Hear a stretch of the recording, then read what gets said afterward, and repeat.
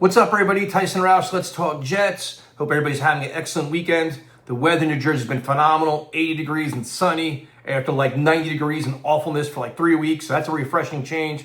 The Jets today released their unofficial depth chart, which every team does every year, and we overanalyze and overreact. But you can't really do that when you realize this is written in pencil, not pen, and so many things can happen between now and the end of training camp. But a quick few observations.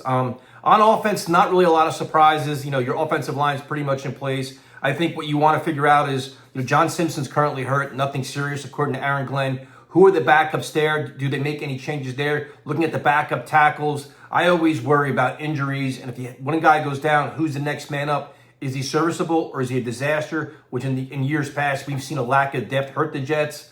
The running back position, all set. Donovan Edwards is coming on, but when you have Braylon Brees and Isaiah Davis, it's going to be probably a hard time for him to make the roster. The tight end position is going to open some eyes where they had Jeremy Ruckert 1, Mason Taylor 2, and Stone Smart 3. And to me, a part of this seems like this is like an old Bill Parcells trick where they're trying to motivate Mason Taylor, not handing things to him right away. So, I assume as we get closer to the end of camp, Mason Taylor will earn that way up. As for Stone Smart, that's kind of interesting as he's a free agent signing, which you expect some things, but maybe he's not panning out or not blocking up to standard, maybe more of a receiver. In terms of the receivers, you have, Josh Reynolds, Alan Lazard, Garrett Wilson. After that, Malachi Corley, Xavier Gibson. There's nothing, it still remains a concern for me. Don't really feel comfortable with that. On defense, some interesting moves where you got to figure out who's playing next to Quinn Williams, or even right now Quinn Williams is hurt, which is nothing serious, but who's playing next to him. I think it's what they have Byron Cowart there. Michael Clemens at edge because Jermaine Johnson's out, and I know a lot of Jet fans have been writing off Michael Clemens, but I think, he may be taking to this coaching and bringing a physical style play that Aaron Glenn likes. So that's a guy that maybe can flourish with a disciplined nature and better coaching.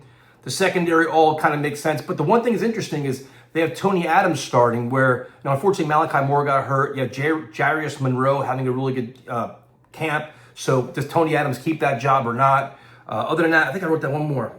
Oh, the returners too, where Xavier Gibson right now is a returner, and that's, he's been an adventure. I know the Jets love his speed, but you're kind of wondering if you can kind of get away from him and go into others, but they're not, it's again, there's so much more camp to do, so many more moves to be made. I'm kind of hoping the Jets stay aggressive in free agency and kind of tinker with the roster, especially at wide receiver, because I'll keep saying it, the last thing you want if you have a timing offense is wide receivers not running crisp routes, wide receivers dropping passes. All it does is hurt Justin Fields' development. So we'll see what happens. I remain excited. I'm looking forward to the preseason games. I kind of feel like the first game, I think, is this Saturday, where there's going to be a lot of competition. And these guys realize they're playing for playing time. They're playing for roster spots. It's just not lip service. I think Aaron Glenn's message has been pretty clear. And I think you've all embraced it and understand it, where hard work pays off. And if you're not going to compete and be a team guy, you're probably not going to be here.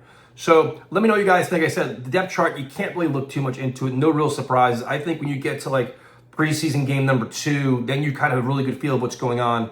You have joint practices rolled in. You have a lot more tape to study and analyze and figure out who makes, who doesn't make it. The one interesting player, I will say this, is Andrew Beck, the fullback. I did an interview with Joe Blewett a couple weeks ago, and he raved about him, where we have concerns about the tight end position, where he's a nasty blocker. He could be like the X factor in this offense we really haven't talked about as we focus so much on the tight ends. But again, a lot of work left to do, and we'll see what happens. Talk to you guys later.